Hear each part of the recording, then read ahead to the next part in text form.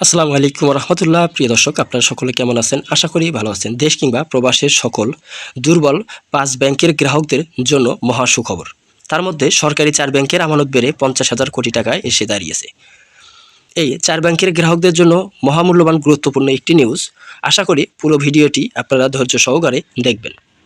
আর আপনারা যদি আমাদের এই চ্যানেলটিতে একেবারে নতুন হয়ে থাকেন, তাহলে অবশ্যই চ্যানেলটিতে সাবস্ক্রাইব করে বেল বাটন অন করে রাখবেন। আর লাইক, কমেন্ট, শেয়ার করে আপনাদের মূল্যবান কথাটি জানিয়ে যাবেন। নানা কৌশলে ঘুরে দাঁড়ানোর চেষ্টা করছে সরকারি ব্যাংকগুলো। বিশাল অঙ্কের খেলাপির মধ্যেই বছরের শেষে 4 প্রতিষ্ঠান আমানত বেড়েছে 50,000 কোটি টাকা। অর্থ নগদ আদায় হয়েছে 30,000 ও রেমিটেন্স আয় প্রায় 65,000 কোটি টাকা বেড়েছে। খেলাপি অর্থেরও আদায় হয়েছে।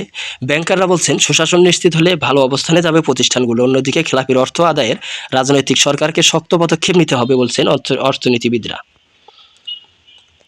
তথ্য অনুযায়ী 2025 সালে ব্যাংকগুলোতে গ্রাহকরা জমা রেখেছে 50,430 কোটি টাকা। ক্যাশ রিকভারি হয়েছে 4,225 কোটি টাকা। প্রবাসীদের আয়ও চমক দেখিয়েছে।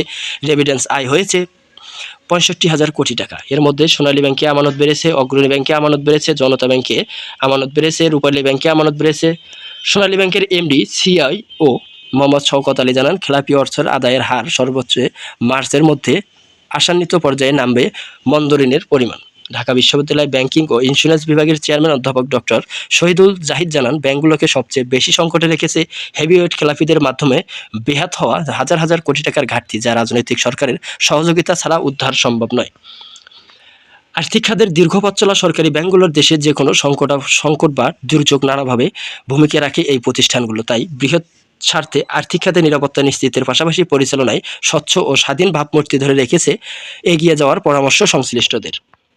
এর মধ্যে এক বছরে অগ্রণী ব্যাংকের আমানত বেড়েছে 13,836 কোটি টাকা, যা 2% কমিয়ে দাঁড়িয়েছে 38.65%। জনতা ব্যাংকে 15,780 কোটি টাকা, পূর্ণ তফসিল রয়েছে 4,800 কোটি টাকা, ক্যাশ ডেলিভারি 915 কোটি টাকা। আর ব্যাংকটিতে প্রবাসীদের আয় হয়েছে 27,555 কোটি 90 লাখ টাকা। রূপালী ব্যাংকের আমানত বেড়েছে 6,000 কোটি টাকা। খেলাপি 6% নেমে বর্তমানে মোট ঋণের 36%। আর রেমিটেন্স এসেছে 1,476 কোটি টাকা। সোনালী ব্যাংকের ওই একই অবস্থা। প্রিয় দর্শক, আপনারা যদি আমাদের চ্যানেলটিতে নতুন হয়ে থাকেন, তাহলে চ্যানেলটিতে সাবস্ক্রাইব করতে ভুলবেন না। আজকের মতন এই পর্যন্ত থাকছে। পরবর্তী সব নিউজ পেতে আমাদের সঙ্গেই থাকুন।